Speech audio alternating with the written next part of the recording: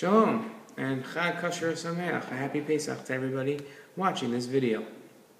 Last week we saw and if you're watching this in years to come, so at one point we saw the International March on Jerusalem, a protest march by Arabs from across the world to demonstrate that Jerusalem is in the wrong hands.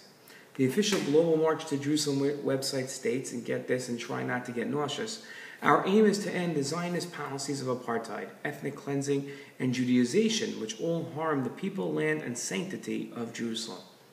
These people's distortion is evident, as Jerusalem has, is, and always will be the capital of the Jewish people.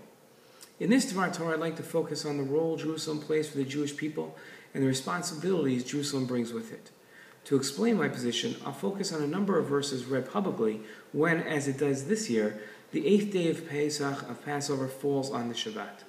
I believe that those verses will point to the value of unity as a people, the command to uphold Jerusalem's sanctity, and ultimately how we are supposed to continuously show the sanctity of our special city. I hope the reader gains an appreciation from Jerusalem from this Dvar Torah and begins to take steps to ensure the sanctity of our city. At first glance, we could assume that unity isn't a value of our people at all. We don't find the direct call for unity in any verse in the Torah, nor do any of the 613 mitzvot require unity of the people.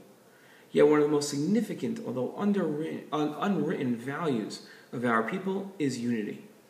24,000 of Rabbi Akiva's students perished.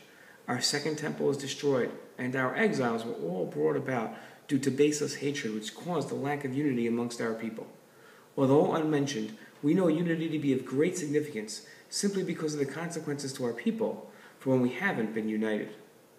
In only the first few sentences of the Torah, the reading of the 8th day of Pesach, we find Jerusalem mentioned a number of times, and I quote, "You shall eat in the presence of your God in the place he chooses to house his presence there."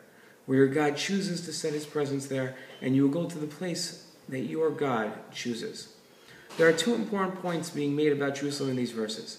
The first is that it is God who chose Jerusalem, and the second is that we should go there. The sanctity of Jerusalem stems from God, not from a choice of people thousands of years ago. That sanctity, though, is given to us to uphold. The effect of a people congregating in one city 3 times a year is undoubtedly greater unity.